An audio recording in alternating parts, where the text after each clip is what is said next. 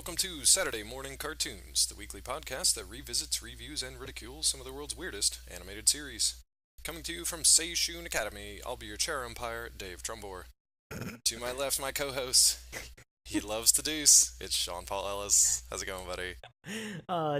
David. I'm doing well. How about yourself, bud? Doing pretty good, man. Looking forward to it. Also Good, joining us good. for the show, he would never make a backhanded compliment. It's Matt Barron. I Dude, worked that on was all day, terrible, guys. but I am doing great. Well, glad to hear it. Yeah, I tried to work in some tennis puns because it took them about 30 seconds before they got one on this show. So I figured, Well, why Dave, not? I wanted to I love your tennis fun.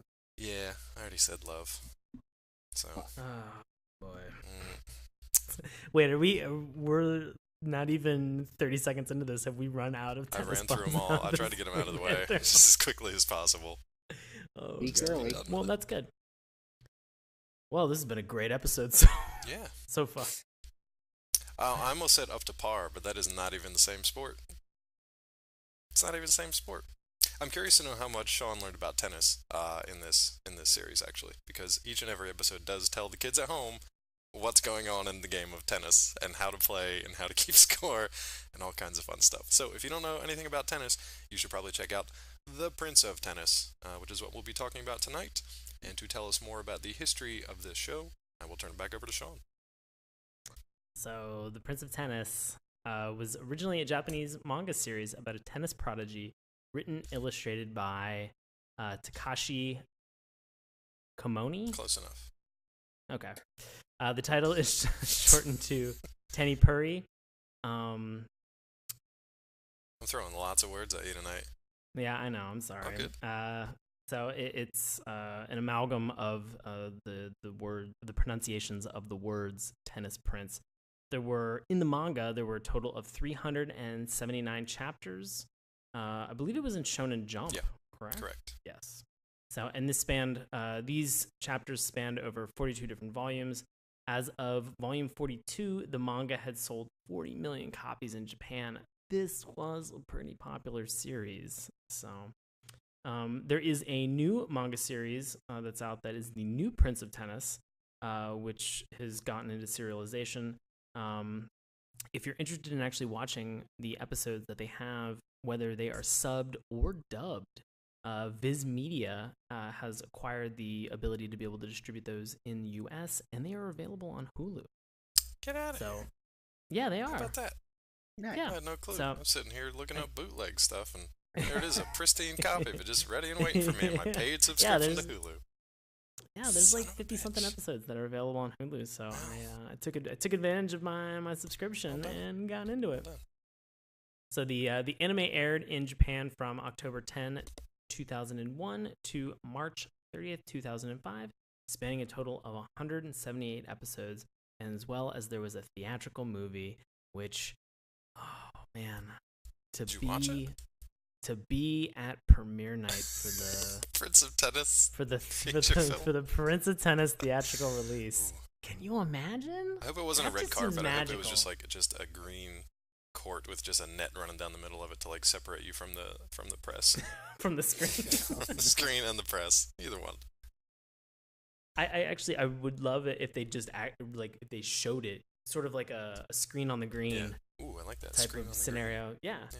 And so if they did something like that where they actually showed it on a tennis court. I Well, think look, man, this one is still really popular apparently over in Japan. You know, they did a few polls over the years to say like, you know, what are the top 100 favorite anime series of all time?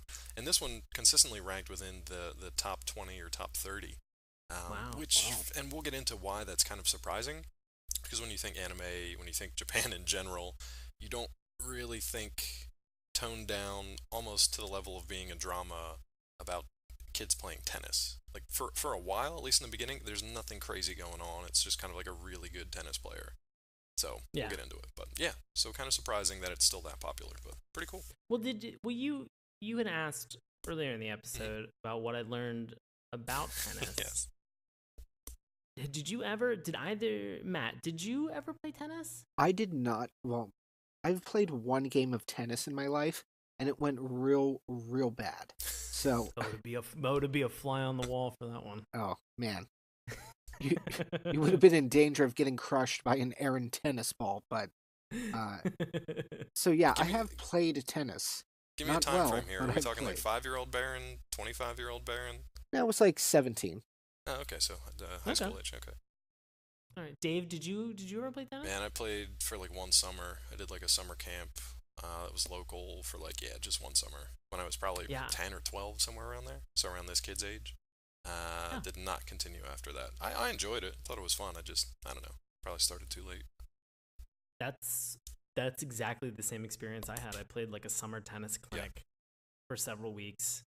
My dad enjoyed the game, and so he set out to teach my sister and I how to play. And I think it became very apparent after a couple lessons from him that our attention spans just weren't going to really cut it. I mean, you figure you're 10, 11, 12 years old. Your biggest concern is not necessarily at that point tennis. And I've said this before with some of our previous cartoons that we've had, like Mighty Ducks last week. The ability to focus in on one thing for that person, Right. it feels so rewarding.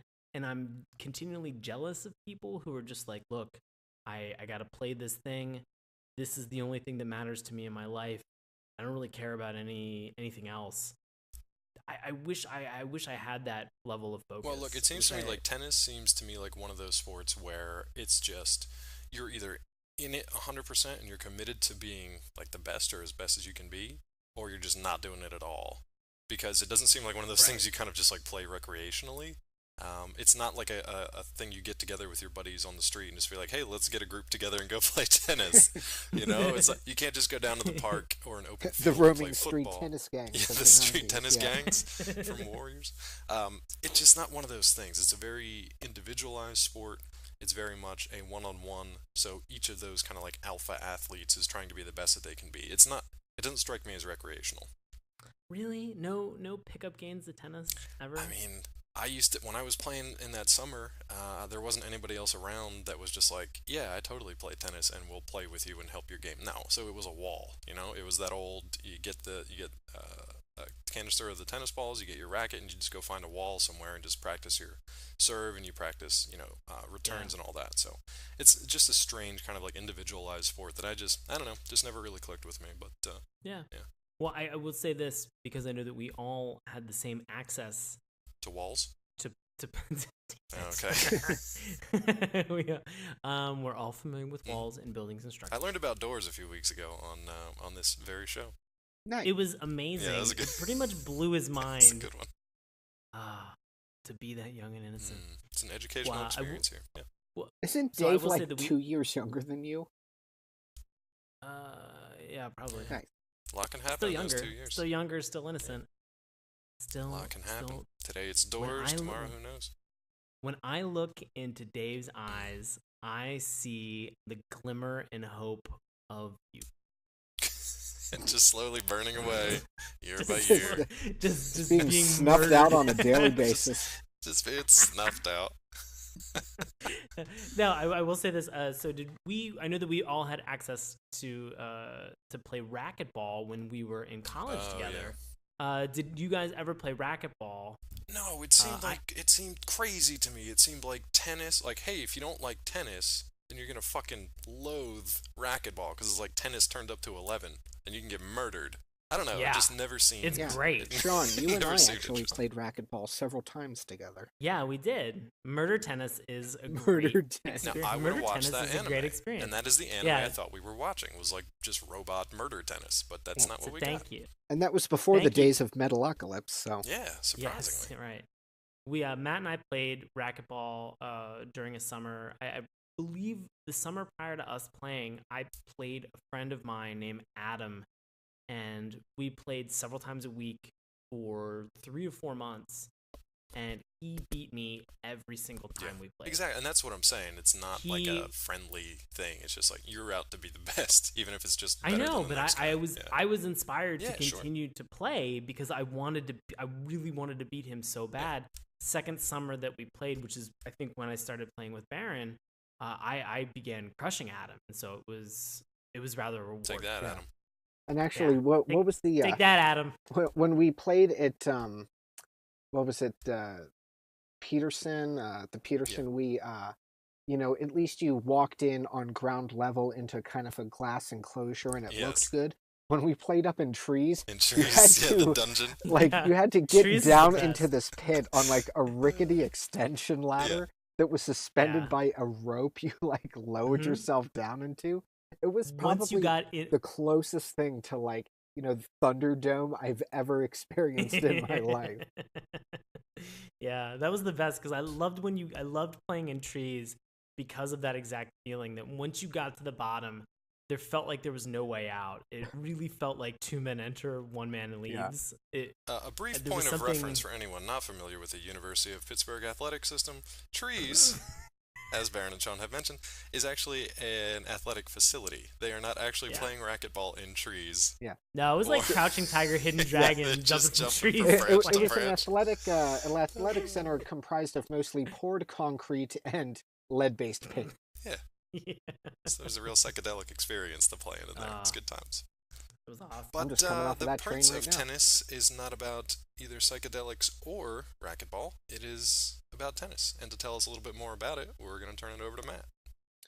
Okay, so the series is primarily set in Tokyo, and the protagonist slash main character is Ryoma Echizen, who is a tennis prodigy, and he attends and I believe I'm pronouncing this correctly, Saishun Academy, which is a private school that's well known for its tennis program and its talented players.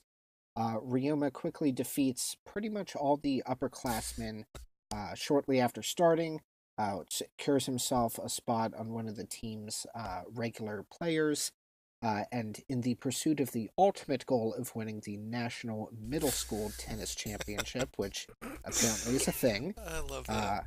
he makes new friends while learning and mastering the increasingly complex technique. So there's your synopsis. And I love that too, because every once in a while they remind you that this kid is like 12 and he's beating, 14, Yeah. 15, 16-year-olds. But it's just like they start him off at a pretty high level. So by the time he gets to episode, 42 or whatever it was, I don't know what he must be like. The tennis balls must just burst into flames and create sonic Seriously. booms by this point, because what else can he do, Yeah, I know we watched the first 3 episodes, Yeah. but in the first 3 episodes, I think they mentioned that he was in 7th grade probably, 40 times. 40 times? Yeah, Yeah, just to let you know. It was like every other sentence. So, but yeah, Dave, I totally agree with you. Like by the end of the series, like he must just be like crushing every single professional player out there. Well, look, and we were talking about this offline too, so now's a good time we can kind of talk briefly about this series intro, the intro sequence. And Matt brought up a good point that even though the series is kind of not dull, it's just dull relative to the other animes that are out there that are all insane, that everything supernatural happens to you, or very heavy on the sci-fi or mecha or whatever. This is all just like very pared down. It's just about a kid who's really, really good at tennis, but eventually some of the kind of power up, kind of the stereotypical anime stuff does kind of come in. And I think, Matt, you mentioned that there were a couple sequences in the intro that kind of flashed to that. Yeah, there were a couple like power up sequence, sort of the swirling cyclone around somebody as they prepare to crush a serve. A He lot looked like he of was going Super Saiyan pretty quickly. Yeah, a lot of these stationary characters scrolling background as they like scream at their opponents. So, very, very kitschy, sort of standard early 2000s anime stuff. Yeah, Sean, did you pick up anything like that from the intro? I mean, this is one of those kind of intros where they just show a bunch of like random clips throughout. It seems like the entire season, not just the episode. Yeah. Other than some sweet guitar licks and people just going Super Saiyan, no, I mean it was pretty self-explanatory. You're like, oh, they're here to play tennis. Cool. This is all this is about, which is perfect. Yeah, it actually was surprisingly, I guess refreshing is probably a good word, because again, coming into this, like we talked to you guys about it last week, neither Sean nor myself had seen it. Matt, had you seen this before? Had you even heard of this one before? I have only heard of the manga, but I had never read it. Okay. So, because to for be the three honest of with us- you, like a tennis manga So this was could brand not new be for more all three of exciting. us. Yeah. Yeah, and I had no clue what I was expecting, to be honest with you. Other than a brief bit of research when we were trying to put together our sports episodes for this month, I was just kind of like, oh, tennis, that's interesting. You don't see a cartoon about tennis every day.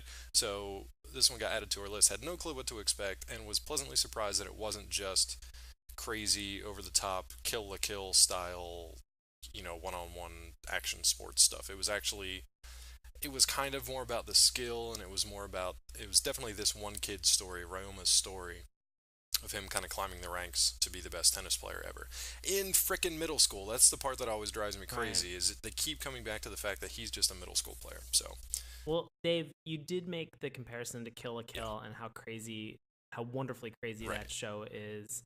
The only bummer with this is that there's not going to be Kill la Kill sexy style cosplay that comes out of this Prince of Tennis. So that was the one thing I was just like, oh, there's going to be no sexy cosplay from this. All right, I'm still on board.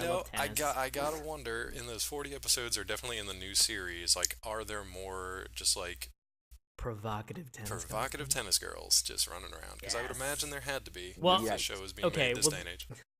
Well, this will be the point in time that I need to ask this question. Here we go. So we've talked a little bit about. So we haven't gotten into the characters yet. Right.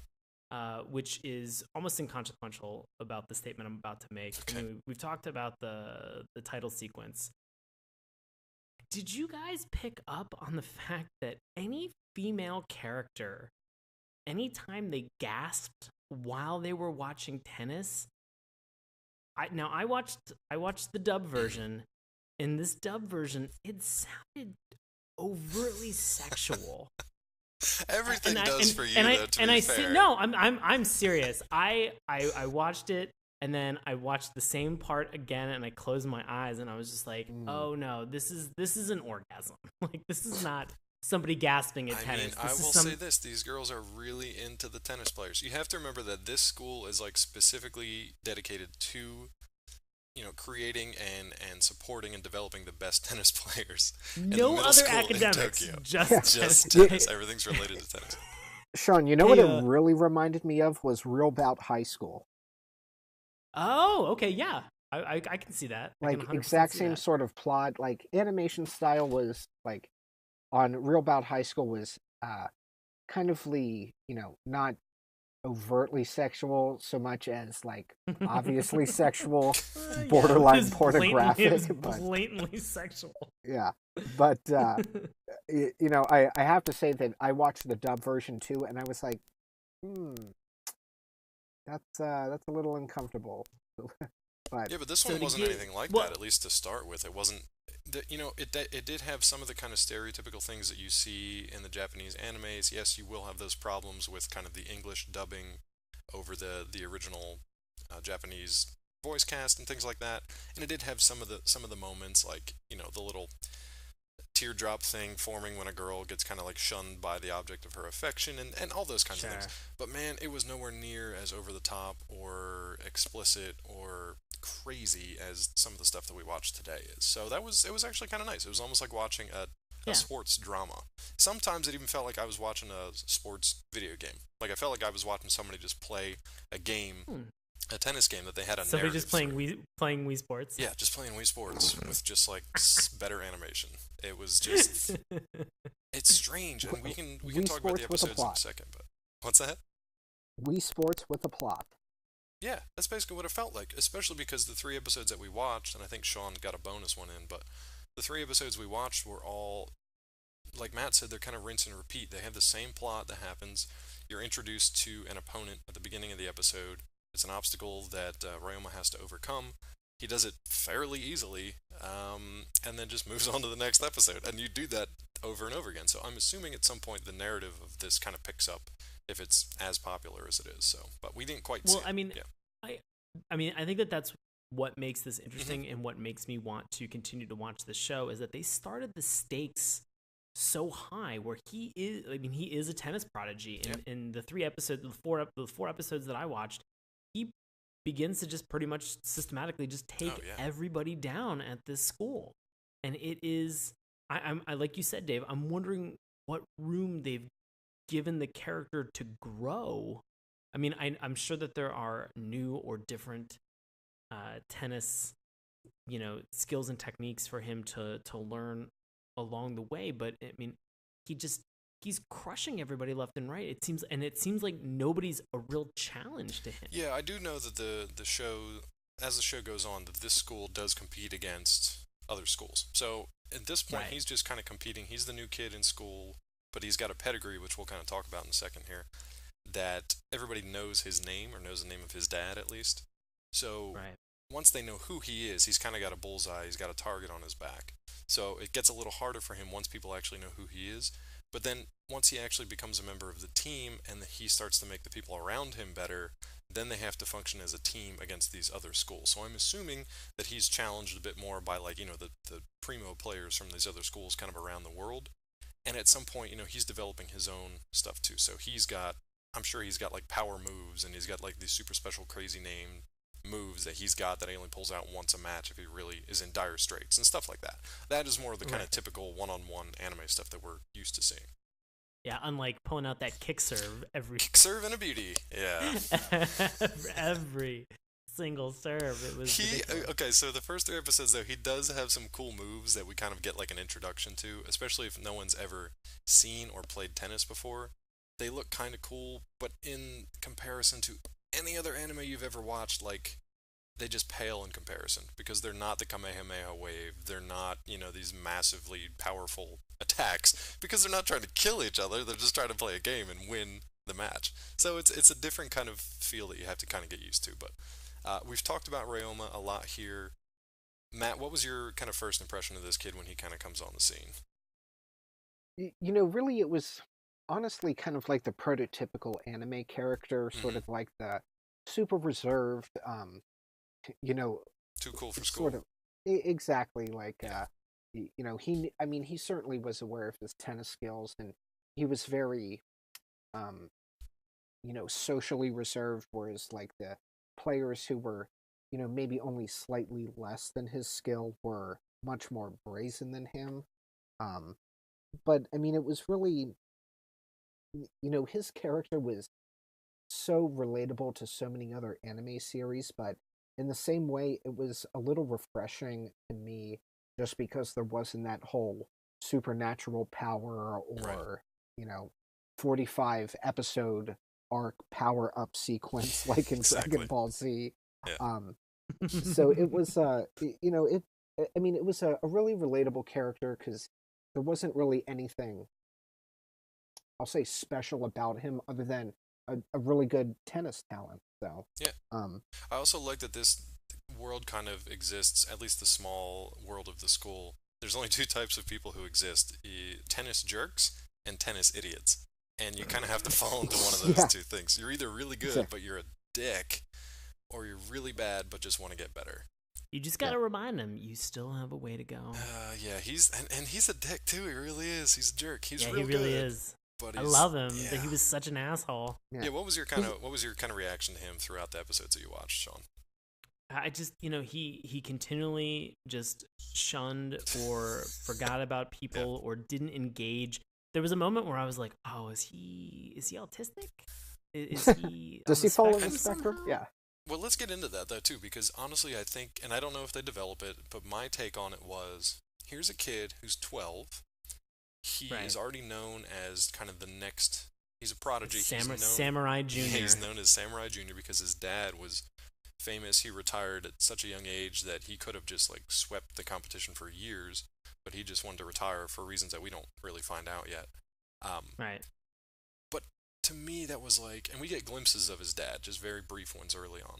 To me, And his dad is a straight up pervert. he is, and it but he's the is anime awesome. pervert. He's like the Master Roshi. He's the Yes. old kind of perverted guy who's just kind of hanging So out he's with looking the- at girls. Yeah. He sees like a bra and blood starts like profusely firing out of his nose. Yeah, and he just No, rockets off. It actually, wasn't even that bad though. It wasn't I- even that kind of animation. Yeah.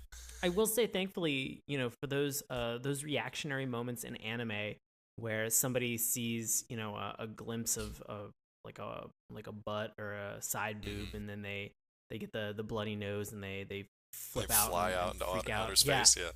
This thankfully was a little bit more Oh, grounded. way more toned down. And it was I loved that because I enjoy those moments where you see people, and like Naruto comes to mind, like where Kakashi is always looking at, what is the name like of that? like some type of some cereal that the Pervy Sage writes that is all about like women and relationships and stuff like that, and and people seem to react in a certain way, or even when Naruto does his like sexy jutsu and people flip out and fly across the room, and none of that happened in this. Like it was no, there's none of that hyperbolic reaction stuff. You just you get maybe like a raised eyebrow, and that's about it. Yeah, and I think that to me, I was like, okay, well they're not trying to make this maybe like a they're not trying to fall into like a stereotype that exists about people. They're like, hey, look, like being a pervert exists, being a creep is a normal thing. Like, look, if you want to look at adult material, look at adult material, because you know what, you're an adult. And so he is. Yeah. And he looks at it, and he, we're introduced to the father, where he's just like, I thought I had a tennis match today. And he's like, nobody shows up. Guess I'm gonna take a nap. I'm like, I can relate to that. Totally. I do that most days anyway. And this is like, this is Nanjiro Echizen, which is Ryoma's dad, known as Samurai. And we get a little bit of a flashback from him playing. But to kind of go back to my point about Ryoma's kind of his distance from other people, his isolation, I took that as a sign of like, here's this prodigy, this is all he's done since he was pretty much born, is just play tennis and get better at tennis every day of his life. So any other skills that he has, social skills, romance skills, any of that other stuff is gone. Like there's nothing. He's just a tennis player. I think based on what we said earlier, about being able to develop this story for him and to really further understand what Etchison's going to go through, I think those social skills, or those romantic social skills, like that hopefully is one direction they can take the show in, to be able to kind of further evolve his character. Because if he's playing on a team, not only is it going to be important for him to win matches, but it's also going to be important for his teammates to win. And if he's not supporting them, I don't want to say that that's rude, but it is. Well, it also doesn't kind of jive with the Japanese kind of model of society either. It should all be a team effort. You should do well on your own, but it should help the team overall. Correct. So that would make sense. So, off of the sort of the romantic angle that we were just talking about, we are introduced to another character. Her name is Sakuna Ryuzaki. And we're actually introduced to her fairly on. She's on one of the trains with some of the other older tennis players who kind of are getting pretty rowdy. She thinks they're trying to hit her with their racket on purpose, but it seems like they just don't even know that she's there. She just kind of drifts into the background most times. Yeah, she's sort of a ghost in the background for most of this. And even Etchison doesn't He meets her like 2 or 3 times and completely forgets who she is.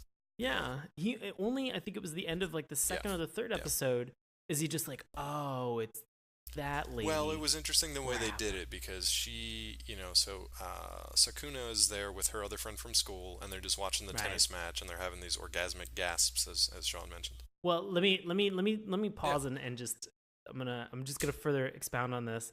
These gasps are like very short-winded, like I don't need that. Like nonstop, all the time. Anything that something happens, it cuts to like a woman, even if she's like closing a car door, like the one journalist that we're introduced to at one point, and she's just like, I'm like, all right, I get it. Like, you closed a car door, settle the fuck down. It's a very heightened existence in this tennis world. Just ready to go at a moment's notice. Yeah. So she's on the train. She's gonna get hit by a tennis racket. Yeah, whether they mean to or not, that's the thing. It's like I don't even think they notice her. She's just kind of in the background. No, there was no intent. Well, basically, that's kind of their meet cute, but only for Sakuna, because Ryoma, he basically schools the older tennis kid and is just like, you're holding your racket all wrong, dummy. Kind of like, you got a lot to learn. And then they just kind of leave. But she sees this as him stepping in to save her from almost getting hit in the face with a tennis racket. He doesn't even know that she's there. Neither do the other guys. So she just kind of like exists in their wake. Like they don't even know that she's there. There's a moment later where she's watching a tennis match with her friend, and at the end of the match, which of course Ryoma wins, she kind of introduces her friend to him, and then he kind of looks at her and he's like, "Have we met?" And she does. This is one of the few things where they actually have that like exaggerated reaction, where she just kind of like, the background behind her just goes completely dark, and she basically just looks like she's in a moment of despair because he doesn't remember her. What I thought was interesting was they cut back to his dad saying something about like, "Where's my idiot kid? Maybe he found a girlfriend." And then it cuts back to Ryoma on the way home. He kind of gets this moment where he sees her face in his memory, and he's like, "Oh, I did meet her before." So to me, that kind of suggests that yes, they are going to have a romantic relationship that carries on throughout the rest of this series. He just has And to Dave, learn how to figure that out. Yeah. And Dave, there was like a temple bell that Yes. rings in the background, and it chimes, and he's like, "Oh, I did meet her." Yeah, it's like ding.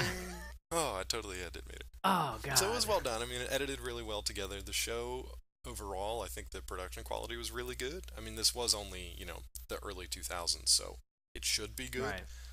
But you never know with some of the stuff that we watch, it could be real wacky. But I think this one was pretty good. Do you guys have anything else for the characters? Any other ones you want to throw in there? I mean, like we said, it's kind of a rinse and repeat for the guys he goes up against. Obviously, they are members of the school and they are members of the team. So once he beats them, they're not like dead. They don't just go to a graveyard somewhere. Like they're still at the school and they still have to cooperate together and form a team. So Yeah. It was No, kind I of mean, funny I think that the guys he went up against were, in my opinion, kind of like the Japanese idea of what a white guy stereotype is. yeah, Like their hairstyles, like the way they like really kind of like conducted themselves, and I mean that like a physical sense was really kind of like very white guy, whereas like Ryoma was like very kind of reserved. He was like often much shorter than them, so he was like a much more docile character. yeah. I mean, still a beast on the tennis court though, but just very No, yeah. reserved in the way he carries himself. He wasn't. I mean, he wasn't nice, but he wasn't brash. He wasn't bragging. He wasn't boasting and doing it in a loud kind of look at me, attention grabbing manner. But he kind of is that divide between these older tennis jerks and these younger tennis idiots. And he eventually comes across all of them. But there's some kids that are just kind of like, they're hanging out by the tennis courts. They're watching the older guys play. The older guys have basically already picked their teams, but the kids are kind of hanging around looking for scraps, and they're just like, well, they're not going to let us try out for the team today, but we just thought we'd hang around and pick up some balls. I'm just like, all right, guys, it's probably just in your best interest to just go home and try again next year. Join the chess club. Yeah, exactly. Something else. Yeah, Go to a right. different school. Oddly enough, because Matt, you just made the reference to like chess club. I thought of this more as like a karate school. It was like these Yeah. people seemed like they were the Karate Kid style Cobra Kai Yeah, group. yeah. Seriously. Of like, we're just gonna intimidate the shit out of you, and then you're just like, I'm gonna sweep the leg with this serve. I'm going to crane kick you right in the mouth. Yeah, Yeah. crank kick you. Craig kick. It's very specific. Oh, crane I said kick. crane, but I'll go with Craig. It's like a crane Yeah, I like kick, the but you martial learn it on the ancient martial arts streets. move of the Craig kick. Oh, god damn it, Craig! Why'd you Craig kick me? That's what I do. Part of my name. That's what I do. Craig kick. Do we want to get into these episodes? I mean, yeah, we can kind of talk about the other characters that pop up as we go because you pretty much just swap the hair color out in the name and it's the same person. So. Yeah. Well, I'm gonna ask this important question as we delve into these episodes. Yeah, and we're at about the halfway mark now though too, so now's a good time to get into some episodes. Okay. So if you are playing tennis and you are going to a tennis match in order to play, With you so far. and yeah, thank you, and you don't want to like fault on your match, wouldn't it be in your best interest to maybe get directions in advance to find out where the tennis courts are I located? mean, you could say that, or you just think like, hey, I'll ask somebody that's there because they'll obviously know everything about this place, right? And I originally I thought like, oh well, this is a fluke, and then it popped up again in the second episode, and I was like, is this? And it didn't happen in episode 3 or 4, but I was curious, like, is this I wonder if this is a reoccurring theme where people just don't know where the tennis courts Where are. anything is at a Tennis tennis courts are school. yeah, right. Tennis courts are pretty fucking obvious. Like when you see them, you're just like, You yeah, can it's see 'em, absolutely you a can tennis hear 'em. court. If you go to a school dedicated to tennis and only tennis, you should probably fucking know where they are. If you're looking to, well, I majored in tennis when I was attending San Francisco City Very nice. College. And so, like when you walk on campus, you're just like, oh, I know where everything is. It was surprising to me that for being somebody so focused on the game that they would be so neglectful regarding. Well, now here's my question then. I mean, I know you're kind of joshing, but I'll take this somewhat seriously. Yeah, Yeah. because San Francisco City College, I can guarantee you, does not have a tennis program. Oh, you don't have a tennis program anymore? That's unfortunate. Well, I did it distant. I did it distance. Oh, learning. distance learning Yeah, at tennis, just playing virtual tennis online. you It's me in front of a webcam, just working on my. Watching Yeah, this you- series my backhand. actually you counted watched for, you watched tennis on TV and just registered the credits afterward. That would be amazing. I love watching tennis on No, television. I'm a fan of it too. It's a guilty pleasure surprisingly of good, mine. which is why I think I enjoyed this series as well too, because it was different. I didn't quite feel that dramatic tension because you just knew this kid was going to destroy his opponents, but it was kind of nice to be able to watch it in an animated version. But okay, so basically what Sean was talking about, Ryoma shows up and he's supposed to have these matches, but he defaults on them if he doesn't show up on time, which makes sense. And he does this multiple times, but he doesn't seem that pissed about it because, like Baron said, this kid is like super reserved. He's too cool for school. He's too cool to even care. So Yeah. he would rather just kind of do these little like weird tennis pickup matches where he has to teach these bullies a lesson, rather than actually just go through the normal channels and actually just work his way up legitimately. So he's kind of got that like rebellious streak to him a little bit, which was interesting, but also just kind of odd in a narrative sense too, because it's just kind of like, well, how are you gonna go anywhere if you're not actually in official matches? I almost wanted you to be like, Etchison's the bad boy of tennis. The who? Oh, the bad boy of tennis. He's the bad boy. I think John McEnroe's got that already. So John McEnroe's got that. He's already Oh, got come that. on, you cannot Yeah. be serious. yeah, that's a great McEnroe. What it wasn't. It's not Federer. No, definitely not Federer. It's like the And those nicest- are the He is two so tennis names I know. Pete Sampras. Oh, I'm gonna really? throw out Pete Sampras. Oh, wait, Agassi? Serena Williams. Andre Agassi. Yeah, I don't know. the Williams sisters. I don't Yeah. pay any attention to that Bad shit. girls. So. I would like to see Ryoma versus. Fucking done I with want to see this. Ryoma versus Serena Williams. Would be a fantastic. Oh man. Speaking of orgasmic grunts and stuff, I mean, maybe they were just making fun of tennis at that point. Because I mean, Nah, she's ooh, either the Williams sisters. They are champions through and oh, fucking absolutely. through, But and I that is cannot. I gotta mute the games when I'm watching them because between them and Sharapova, I can't. It just drills into my brain. I can't enjoy it. Just screaming at Oh, each other really? over and over again. Oh, I love it. It's like watching two warriors just fucking. Yeah, exactly. Just No, you could have just stopped go right there. at it. It's like just watching two warriors fucking, because that's what it Mm. sounds like. Anyway, back to the Prince of Tennis. Tenny Pooty. Okay, so Back to the bad boys of tennis. we've already got the meet cute. We've got him showing up late for the match and just kind of like dozing on the lawn, and then pretty much blaming the Yeah. girl for his missing the match. Did you remember? Did you write down the line? Or didn't. did you know what the? I did. This is the best. And she just goes, "It's my fault." And she goes, "I feel like this is my fault." And she goes, and Etchison just goes, "It is your fault. It's your double fault." Oh, that's And I was right. like, That was I the, know. that was the Yeah, first I was pun. like, God, oh my just god. shut it down. Double fault. Come on, guys. You're better than this. No, they're not. No, they're not. They should have been at this point. Okay, so now we kind of we get to that first match. So it's Ryoma versus, I don't even remember the guy's name, just some tennis jerk, right? He thinks he's older. He's Sure. like 16, 17, whatever. He's Yeah, he's playing in the boys 16, and he is and Etchison is obviously a 12-year-old. who just showed up And out of this is nowhere. like, yeah, it just showed Yeah. up. So they're gonna have this match. Obviously, the older guy, he's got his Cobra Kai buddies over there. They think they're just gonna wipe the floor with this kid, and they'll be done with it. It'll And be done quick. And it's these are before the- their these are the actual kid- matches too. Right, and these are the kids that were on the subway. Yeah, same kids. Yeah, same kid. So they basically go in to have this match. Now, at this point, where the hell does the grandmother come from? Did she just come from off screen, just out of nowhere? Well, it's the girl's grandmother, isn't it? Yeah, but she's just Yeah. like, oh, hey, grandmother, I'm Well, here to meet she's- you at this she's- agreed upon yeah. time and place. Yeah. Right. So grandma Well, shows up she- for no reason other than to explain the game of tennis and what is happening on the court to her idiot granddaughter, who is one of the tennis idiots.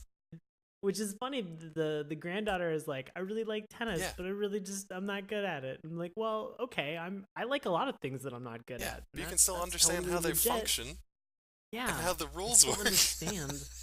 I mean, she's obviously the in between for the audience, but it's done in such a ham-fisted way that it's just funny. Because they literally cut. I mean, there's not a lot of action that goes on here because they're just, hitting a tennis ball back and forth. And the way that they try to edit it and shoot it to make it look like really kind of dynamic sometimes works and sometimes doesn't because there's not a whole lot you can do. So Right. then when something happens and you don't really know what just happened, they'll cut to the grandma and she'll just be like, "Oh no, he's up 15 love or whatever." And she'll just Yeah. explain the point that just happened or the type of serve that he just hit or why the tennis ball hit the other guy in the face when he wasn't expecting it. Right. Just, So yeah. well, so the scenario that occurs where the grandma really interjects is between Etchison and this Cobra Kai tennis guy, Let's just call him where yeah, Cobra Kai tennis Got it. guy and Etchison have decided that they are going to play that they are not going to take a line judge, which is somebody who determines whether or not the ball, like the tennis ball, is An out or if objective there's a third fault party. on a serve. Exactly. Exactly. And so they decide that what they're going to do is that they're going to call their own faults. And that's a tricky play because, as you find out, Cobra Kai guy does it in a deceitful, dickheadish way. Because he's getting beat. And He's getting beat by this 12-year-old kid, Yeah. so he's starting to cheat. Getting his ass now. handed Yeah. to him. And so Etchison decides to show him a lesson and just prove exactly how good and how skilled Well, he hold is. on. And Isn't that was this impressive. right after the other guy kind of loses his temper too? Or is that not A yet? little bit. Yeah, I think that's Basically, what, so like so Etchison is like he's short, so he doesn't have the wingspan. So the other guy thinks, okay, if I cheat up to the net, there's no way he can hit stuff past me. At which point he just starts lobbing shit over his head and just like plunking it on the lines or in the corners behind him. So he's playing as an actual tennis player would play. Yeah. So It seemed like there were a lot of opportunities where certain players were like, I'm just gonna charge the net, and since he's such a young Yeah. kid and he's not powerful enough. So I they mean, think, and yeah. tennis is a challenging sport because you're not hitting with your arm, you're pivoting with your entire body. Yeah. Well, there's also like And there's so- placement, there's spin, there's the amount of power you want to put Right. into it, all kinds of stuff that goes on. So obviously this kid is like a pro at this. Well, Right. the older guy, It's, like I equate it to like the idea of like if you watch boxing and you're just like, oh, they're just like throwing punches and that's it. You're like, no, like they're punching with their entire body. Like they're twisting and pivoting. Like this is more complicated than them just like willy-nilly spaghetti arm throwing punches like, at their opponent. Like this is a much more complicated sport than what it appears. guys, Sean knows what he's talking about. I did get Craig kicked by him once, and it was fucking awful. So he Well, it's really like the knows. two sports that I actually really enjoy are Craig boxing kicking and tennis. Oh, So okay. and karate kidding. And That's karate the third kid. one. I'm just Karate karate kidding. kidding. A lot of karate kidding. So going at on this there. point, Cobra Kai tennis guy gets pissed because he's getting his ass handed to him by this little kid, and he kind of feigns going up for a shot, but instead he just, and I couldn't quite tell what happened, but he basically just clubs Etchison in the face with his tennis racket. Yeah. He comes down like kind he- of well- across the net and just clubs him across the face. So Etchison tries to lob Yeah. one over his head behind him, and so Cobra Kai guy jumps up to try to try to knock it, try to yeah. actually to try to knock it down, and so instead he realizes that he's not going to hit it, so he throws his racket like, and it hits Etchison like square in the forehead. There's And a lot you're of just blood like, that kind of gets "Oh." exchanged here in this first episode. It's pretty Yeah. crazy. Like that's like that moment in any anime where like first blood's been Right. drawn and you're like shit Oh, is about shit. to get fucking real. So then that's when the guy kind of calls. He says that Etchison's shot was out when it was clearly in. So, Mhm. Baron, do you remember what Etchison does next with his next serve? Since this guy's going to start calling all the shots out. Yeah, doesn't he and I might be missing a play in here, but he hits it so that it spins and like basically sits just on like before the line but over his head. Yeah, he defies Yep. all laws of physics, Yeah. and this ball I no was longer like- has any bounce Honestly, whatsoever. when I saw that, I was like, what in the actual fuck was that? That's Like, the first that kind of can't like happen in supernatural tennis. anime thing. Yeah, That's Yeah. fucking skill, bro. skill bro. That's tennis skill, bro. Skill, But it was bro. great. So it just hits. So normally people play it off the bounce. So it just hits and sticks, and that's it. And it just sits there and spins. He's like, "You gonna call that one out too?" Like a little dick. Yeah. So it only escalates kind of from there. At what point does Etchison kind of bring out his ace up his sleeve, shall we say? Does he do it at the end? Or does he do it before he actually defeats the guy? I think he does it like towards the end because he keeps using it. Are you talking about the kick? No, serve? I'm not talking about that. I'm talking about, so he's been playing right-handed this entire time, and pretty Oh, much yeah. just Oh, handed that it was to at this the guy. Like, very, very end of that match. Yeah. so it was like the end Yeah. after he was already done, or like the last Yeah. serve was. It was like the last because that was right at the moment like he switches his hand and then there's like a freeze frame with a plane that's flying behind him and I was like I have no wait what I did not those two things did not sync up for me. I was very curious how that was happening. Yeah, at like this point, so Etchison just starts taking the hits to Cobra Kai tennis guy because he's basically like, okay, if you're gonna call all my shots out, then I'm just gonna pelt you with tennis balls until you surrender. That's basically what he does. And then when he's more or less won the match, the game, the match, and the set, he just says like, I think the guy wants to play again. He's like, we'll do another set. I can keep playing. He's like, okay, I can keep playing too, but I'd like to, I'm going to finish this a little faster than I would have liked. And he just switches hands. So now he's like, switches. So it cuts over to Grandma, and she's like, oh, by the way, didn't you know, audience? He's left-handed, and you're just supposed to be like, what? So it's very much that that Princess Bride kind of moment where, I would have been more like, what? If he took off his shoe, and they were just like, don't you know, he plays with his feet. Give him a couple episodes, that might happen.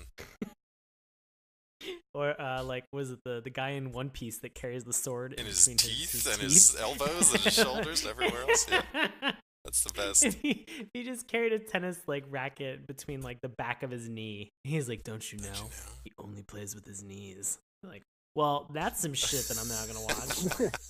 And we're done here. And see. But honestly, like, that is pretty much it for those first 3 episodes. Like, you swap out the Cobra Kai guy for somebody who has a little bit more of a rounded character or an interesting kind of side trait to him. You add in this random reporter, you pepper in some stuff about his dad, and then you see these other kids start to kind of come in, the tennis idiots who are younger, and they start to kind of grow up with him. One of them has 2 years of experience, so you gotta watch out for him. Wait, hold on. Was this, it was, like, his name was like Horio? Yeah. Horio. Terrible name. Yeah, I was curious. Did he play tennis for 2 years at tennis game? He's been playing tennis for 2 years, so he knows a thing or two. Huh. Played tennis for 2. Hey, Baron. He played tennis for 2 years, right? I'm pretty sure that he played tennis for 2 years. Yeah, he had 2 years. He had 2 years worth of tennis playing. 2 years of experience playing tennis prior to coming and being a 7th grader. Yeah, for the 2 like years before he came there, he was playing tennis for those 2 years. You guys are both telling me 2 years. So if you're irritated with us by this point, then you know how we felt watching the show, because this kid, not only every time he opens his mouth, he has a comment about like, oh, he just made a kick serve, and I know because I've got 2 years of tennis experience. He even has the interstitials, or like the end of the episode that introduces the next episode, where he says that over and over again. And the first couple times it was funny, but I could imagine more episodes of that, and that would get really irritating real fast. He went from being relatable or cute with the first time to being annoying as shit in one episode. Yeah, he's pretty much that kid. Yeah. And he continues to, it seemed like he continued to have a relationship with Etchison where he wanted him to win and sort of show that like a 7th grader could be as good it was like their as proxy. what they as quote unquote like the regulars who the regular players who are on this tennis team. And so, but at the same time, I mean, I know like in episode 4 he makes a couple comments about how he's not going to beat this other player, or how he's no match for the regulars, and you turn and the camera pans back a little bit, and Etchison's standing right there and is like, I don't give a shit. You can say whatever you fucking want. Like, I'm still gonna win every match. Like, I don't care what you have to say. Team on my shoulders. And yeah, exactly. It's just, and it's just it was very interesting. He kind of, I felt like he flip-flopped back and forth a little bit. I'll say you this. So when we first kind of meet all the younger kids and they're trying to get a spot on the regular squad, the 2 of the older regulars are playing this kind of mean game. They're saying, "Oh yeah, you guys come on in. We got a special, welcoming ritual. It's a little game that we play. we're going to put this canister of tennis balls over here on the opposite side of the court in the corner, and if you hit it in one of 10 serves, you get 10 tries. If you hit it, you can win 10,000 yen. You're like, And this was not the sexy kind of hazing that I was No, it was hoping not was sexy going to hazing. happen. it was just Nah. rote, kind of like repetitive. They tried to hit a tennis ball out of a can of tennis balls, and it does not work. Hazing. Between then the, basically between they the like overcharge them orgasmic for it. door closing and the sexy tennis hazing, like, what were you going for in this episode? No, it's weird because the older tennis player at one, like this older male tennis Yeah. player, Is that Momo who that I comes guess in? was yeah, no, he was it was right before Momo comes in, and he like when they're playing this hazing tennis game, the older boy looks at at Etchison and just goes, "We're not done, hot Oh stuff." yeah, he does call him hot stuff. Whoa! It's like, what's gonna happen I with was those like, ooh, rackets? uncomfortable. Ooh, Hot stuff. stuff. Yes. spin Get in that there. racket. Tennis after Tennis. Yeah. Yikes. Tennis. tennis Tennis cops. cops. I would watch that show. I'd watch Let's that watch show. that show. I Let's really write that wanna show. watch that Guys, show. it's Go to in make that post-production show. at Deke right now. Excellent. Yes, Excellent. Deke, I'm looking you're forward to doing it. Tennis Cops. We do our second sports month. We're covering that shit. But so I guess Our the sports one law thing enforcement. Yeah. the one thing I want to ask, just as kind of my final Mhm. thought about these 3 episodes is, and I know I've brought this up for the past couple weeks, but we continue to have these older kids who are cocky and who are, I want to say, not. I mean, they're antagonistic, Yeah. and they're bullying these Yeah. kids to a certain extent. And there's even the line in episode 3 where he goes, "I gotta humiliate that kid and put him in his Right. place." So the question I have to ask is, what level of sportsmanship did either of you take away from this show? Because the challenge I had with this was Etchison himself is sort of a cocky Yeah, prick he's out for himself. That's about it. everything that he's really out, exactly. And so watching this, I was like, oh, in other shows we've seen people that have been like, well, I'm here to like clean up the league and make everything good. Right. And the contrast is just like, well, I'm here to own everything and you guys play for me and I don't give a shit about your feelings. Get back out on the field. This was weird because this was the first time that instead of good versus evil, this is just like the dickheaded versus the more dickheaded at the moment. See, but I think that's what made it kind of interesting because it was more reflective of real life and real sports kind of drama. And yes, it was definitely heightened and cartoonish at times, but I feel like if we had a chance to watch more of it, you would have hopefully seen. I've been saying his name the entire night and it just blanked on me. Etchison. You would have Etchison? hopefully seen him, warm up to his fellow athletes and his friends a little bit more and kind of open up and help them. Help them to help him win things. And you would hopefully see the ones who acted as adversaries and antagonists, you would kind of hopefully see them gel as a team in order to take on other teams. So I don't think we got to see any real level of sportsmanship because everybody was a dick. But I'm hoping that was part of the story that kind of came along over the course of the show. So if anybody out there is a big fan of the Prince of Tennis and you kind of know where the storyline goes from there, feel free to drop us a line and let us know. Yeah, because and I'm I gonna was- keep watching, and I want to know that this pays off at some Right. point, like that he is not as much of a douche as he is initially perceived. And to look, be. I think it has to. It either has to go completely zany crazy, or it has to actually have a logical kind of run through it because the Japanese folks still do enjoy it. So it's got to be one or the other. If he draws like a blood seal on the tennis Yeah. court, and then like a giant fighting robot emerges Just a from giant it, suit and of his armor with a tennis racket. and like his mother had died working on the robot, but the spirit of the robot, brother. like she was, and they were just like, wow, this Neon Genesis tennis version. Oh, I got thought you were real going weird. full Neon Alchemist Tennis? Oh, Oh, no. Jokes. or Dave, to go in your route, Full Metal Racket. I like Full Metal Racket. Full Metal Racket That would is work good. as well. I like that a lot. All right. Full Metal Racket. I would watch both of those We're gonna shows. watch I Tennis would Cops watch both leading of into those. Full Metal Racket. That's amazing. Jesus. Actually, I mean, the first 3 episodes that the thing that I really noticed was that Etchison played, I mean, yeah, he was an asshole, but he played a much more intellectual game, Yeah. like a more reserved game, Yeah. versus the guys who were like kind of the more brazen, hot shit guys who, were really trying to show off. He's like, look, I know I'm really good at this. I don't have to go out there and like brag about it. Right. I'm going to be an asshole about it in other ways, but I'm also going to make you look like a dick. So. Yeah. Yeah, it's something that I definitely think we just got a kind of a taste of, and I'd like to go back and watch a little bit more of it and see how it progresses. But we're getting a little short on time, so we'll do one last round of final thoughts. Sean, did you have anything else from either that fourth episode you watched or the show in general?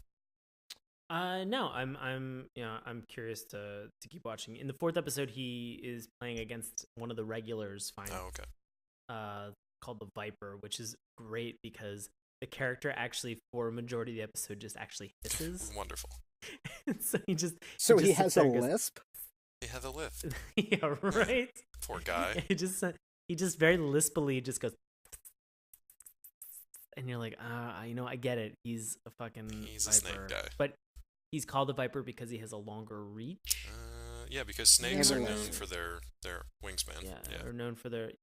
Snakes are known for their Wait, reach really? of their arms. Really? I thought birds would be known for their wingspan. Not Yeah, snakes are known for their arms. Yeah, their arms, just in general. Wait, snakes are well known for their tennis playing capabilities. They are pretty clutch when it comes to tennis. No, yeah, I think that my last thought about the, just sportsmanship was my Okay. final Yeah, we'll thought keep an about eye on the that show. one, see if it actually develops. Matt, for the episodes that you got to watch, did you have any other final thoughts? Honestly, I'm not really a big sports cartoon guy, but this was pretty good. I have to say, I really like the style of animation. It was fun to watch. I would definitely keep watching. Cool. So on that note, do you recommend this to our listeners out there? Absolutely. I would definitely check out the first 3 episodes. I mean, it's not kind of the super cheesy anime style. It's kind of toned down a little bit, but if you like anime, you're gonna like it. If you don't like anime, you'll probably like it too. So. Yeah, it's actually a good balance. I think that's a good way to put it. Sean, how about you? Yeah, definitely recommend this. I'm looking forward to watching some more episodes. I think when we're done recording this, I'm probably gonna finish up my evening by watching another Prince hour of of it. Tennis. Yeah, it was good. That's a 3 for It was 3. good. I'd say check it out too. It's definitely, you know what? Here's a good way to look at it. If you've never watched anime before and you're freaked out by it and you don't like all the tentacles and robots and crazy stuff, check this out. Because it's a good kind of like. Whoa! There's tentacles. Well, maybe at some point there are, but if you're worried about tentacles, unlike Sean, if you're aroused by tentacles, you're probably already well into the anime. But if you are concerned that there are too many tentacles, I would check out Prince of Tennis. Or Tenniscles. Yeah, either one. I would check out Prince of Tennis. I love the fact that you had to pause for a moment because you're like, I don't want to acknowledge what Matt just said, but I do want to acknowledge what Matt just said. Yeah. Full Metal Racket. That might be my favorite. Yeah, I would say check it out. It's kind of like a gateway series maybe for you into anime. It's something that's a little more tame, but it gives you a bit of the flavor of what people look for in anime and why this one is so popular without being too crazy. So I'd say check it out. And like Sean said, you can check it out on Hulu, unbeknownst to me. So I will do that in the future as well. Let's see. What do you guys have coming up in the next couple of weeks? Baron, I'm going to go to you first because your list is usually a little shorter. What's new with you? Very little. That's my whole list. Oh, that's it. Yep, that's it. So slightly less than little. You got nothing. Yeah, I'm really just gonna be have to start playing doing some something with my life.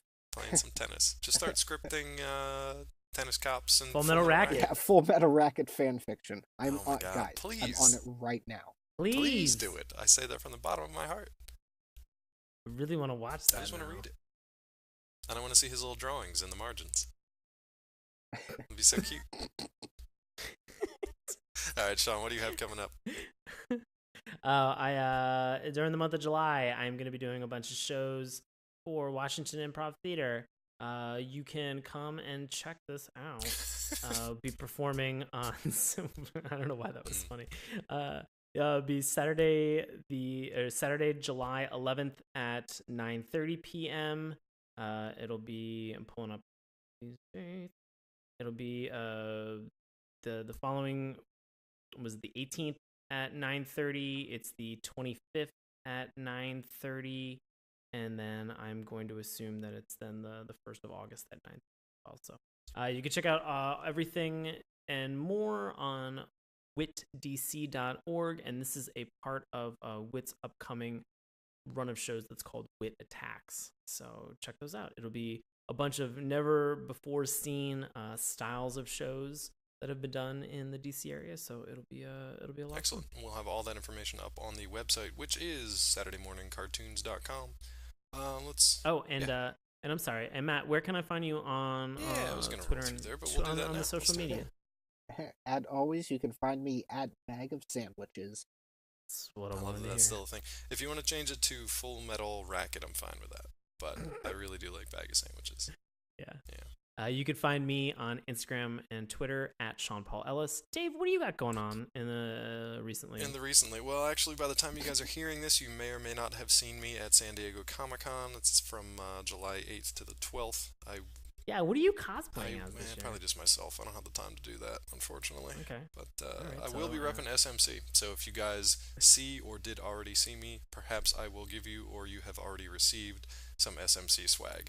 If you're listening to this show and would like some stickers or buttons or some other cool stuff, just send us an email. Let us know. We'll get you some fun promotional stuff that you guys can check out. So That's right. We will send you in the mail free stuff if you They're awesome picture if you on it. comment. Yeah, if you comment on either my Instagram photos or you leave a comment on anything, we will send you free stuff. Guys, you tell me what you want. I will put our logo on pretty much anything I can conceivably put it on. Whoa. Whatever you want within reason. Whatever you want. Whatever I can conceivably do. If you want our logo on a Tesla, I will do my best to do that. It will not happen, but I will try. I will not buy you the Tesla, but I will put the logo but I will on find the one Tesla and put you our sticker purchased. on it and then run away. Hey, Dave. Dave, I'm a long-time listener, and I'd like to get some of your fingers. That's fine. Do you want our logo on them? Should I get them tattooed first, wrapped in stickers? Yeah, that'd be perfect. Oh, okay, got it. Excellent. Thanks for calling, Carol. I will talk to you later. Oh, you're welcome. That's Carol, everybody. Talk to you later. Let's see. If you want to find out more about us, And a seamless segue. I kind of want to let Carol run through our contact information tonight. Oh man, You feeling up to it? Your voice got a little smoother. It's funny how that. Did Yeah. it? Did it get a little? Well, I put a lozenge. Oh, in. lozenge. You got it together over there? I'm sorry, I've got Wait, the giggles okay. right now. Do the I'm having a hard time do the keeping it Ricola song, but in that voice. Oh boy! So while these two are getting themselves together, you can find me on Twitter at Dr. Claw MD. You can check us out on Twitter at Morning Tunes. You can also follow us on our Tumblr page, SaturdayMorningCartoons.tumblr.com. Remember, each and every time that's morning with a U, friends. You can also download this podcast each and every week through Stitcher and iTunes. And please, if you do have the time and you do like the show, post a rating and review for us. It really does help out with the numbers too. So, all good. I think that's pretty much it for this show. We will probably have another theme month coming up next week. We haven't had that quite locked down yet, so we will get back to you guys when we know. But until then, I'd like to thank Matt for joining us again. Sean, as always. You guys have any final thoughts, final words for the listeners out there? Well, I have a question for the both here of we you. go. If you guys had a special tennis skill or serve, what would it be, and what would you call it, and what would it accomplish on the tennis I'm going to court? call mine the Felt Melter, and it's going to be That is so fucking Felt good. Melter. Oh my And it's God. going to be a flaming Melter. serve. It's my flaming serve. It actually kills a Muppet Yeah, immediately. just bursts into flames. Every time I use it, a Muppet dies somewhere. Oh my Yep. god. It's That's like the perfect. Prestige, but with Muppets. Yeah, but with With Muppets. Muppets. And David Bowie's in a field somewhere, just Just, killing Muppets for me. There's just a warehouse full of Kermits and tanks. Just shredded. Just melted foam rubber everywhere. That is as good a place as any to end this. Oh man, Does Matt have one or not? I gotta let him know. I can't possibly follow that. Oh, okay, all right. Well, until Yeah. next time, this has been Saturday Morning Cartoons. Peacing out with a Felt Melter. Thanks for listening.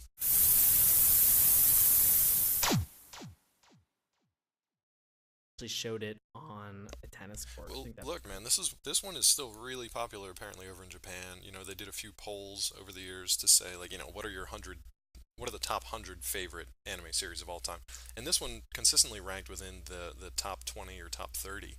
Wow. And we'll get into why that's kind of surprising, because when you think anime, when you think Japan in general, you don't really think toned down almost to the level of being a drama about kids playing tennis. Like for a while, at least in the beginning, there's nothing crazy going on. It's just kind of like a really good tennis player.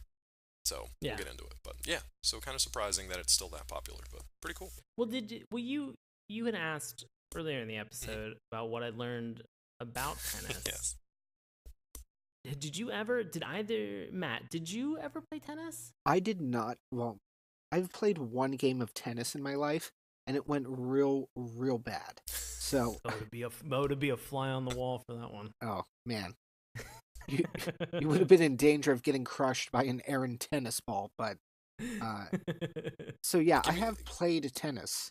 Give me Not a time well, frame here. but Are we I've talking like played. 5-year-old Baron, 25-year-old Baron? No, it was like 17. Oh, okay, so high school age. Okay.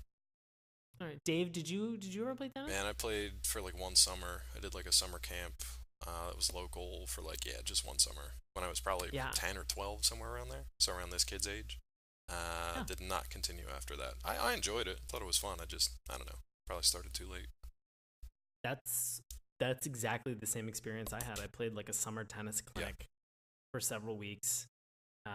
My dad enjoyed the game, and so he set out to teach my sister and I how to play.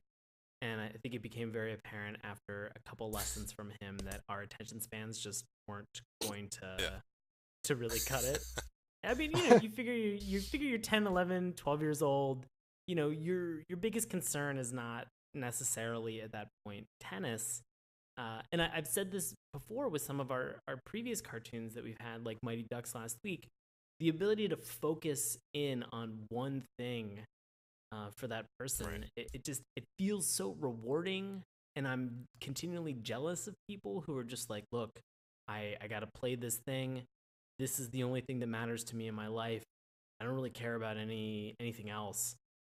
I wish I had that level of focus. Well, look, it seems to me like tennis seems to me like one of those sports where it's just you're either in it 100% and you're committed to being like the best or as best as you can be, or you're just not doing it at all. Because it doesn't seem like one of those things you kind of just like play recreationally. It's not like a thing you get together with your buddies on the street and just be like, hey, let's get a group together and go play tennis. It's like you can't just go down to the park or an open field The roaming and play street football. tennis gangs. Yeah, of the the street 90s, tennis yeah. gangs from Warriors. It's just not one of those things. It's a very individualized sport. It's very much a one-on-one. So each of those kind of like alpha athletes is trying to be the best that they can be. It doesn't strike me as recreational.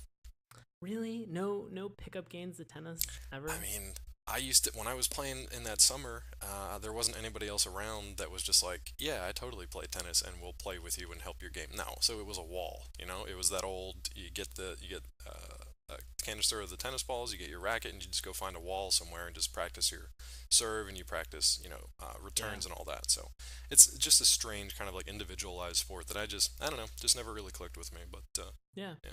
Well, I will say this because I know that we all had the same access To walls? to Okay. we're all familiar with walls and buildings and I structures. learned about doors a few weeks ago on this very show. Nice. It was amazing. Yeah, it was a good- It pretty much blew his mind. It's a good one. To be that young and innocent. It's an educational. I'm throwing lots of words at you tonight. Yeah, I know. I'm sorry. Oh, good.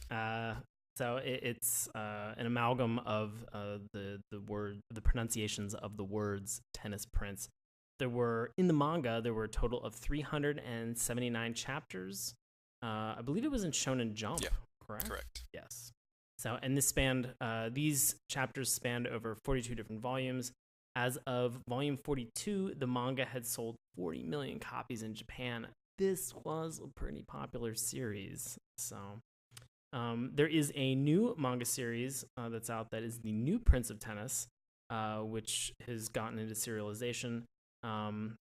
If you're interested in actually watching the episodes that they have, whether they are subbed or dubbed, Viz Media has acquired the ability to be able to distribute those in the US, and they are available on Hulu. Get out of here. Yeah, they How are. about that? Nice. Yeah. I had no clue. So- I'm sitting here looking up bootleg stuff, and there it is, a pristine copy of it, just ready and waiting for me in my paid subscription to Hulu. Yeah, there's Son like of a 50 something bitch. episodes that are available on Hulu. So I took advantage of my subscription Well done. and got into it. Well done.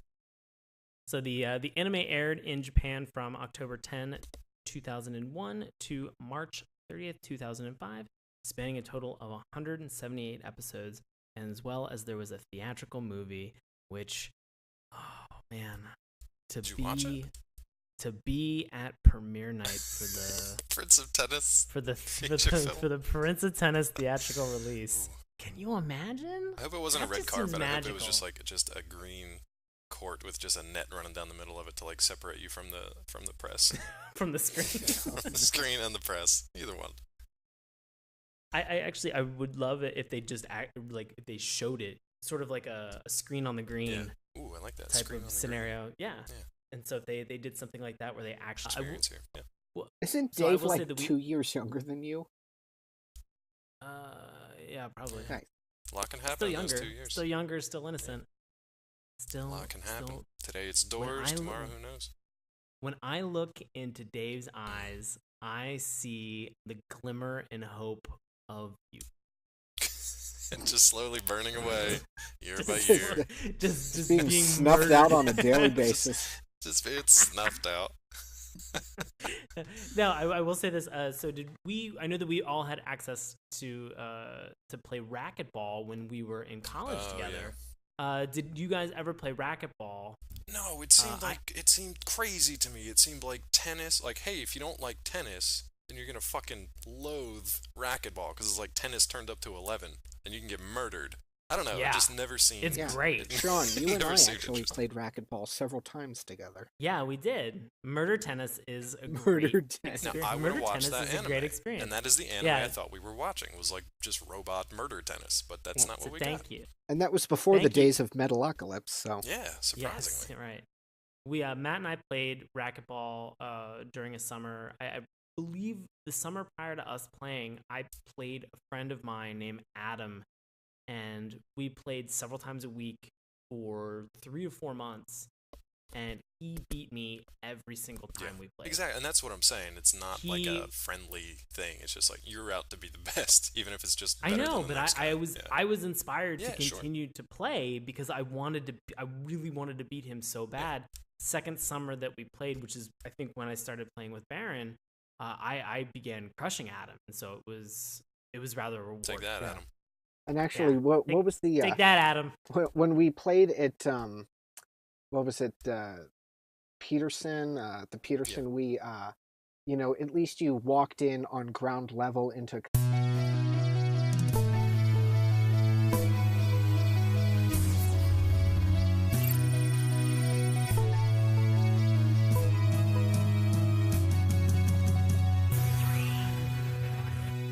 Hello and welcome to Saturday Morning Cartoons, the weekly podcast that revisits, reviews, and ridicules some of the world's weirdest animated series. Coming to you from Seishun Academy, I'll be your chair umpire, Dave Trumbore. To my left, my co-host. He loves to deuce. It's Sean Paul Ellis. How's it going, buddy?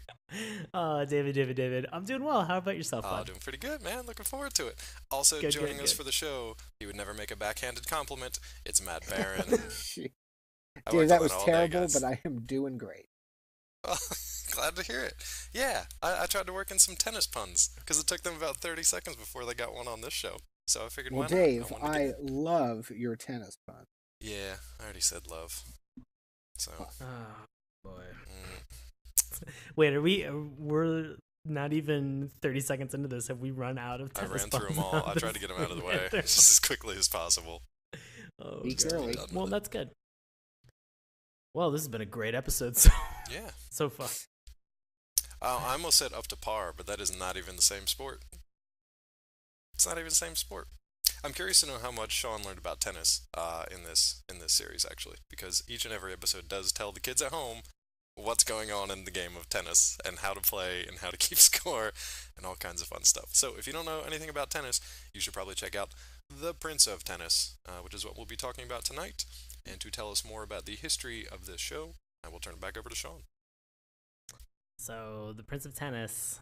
was originally a Japanese manga series about a tennis prodigy, written illustrated by Takashi Komoni. Close enough. Okay. The title is shortened to Tenny Puri.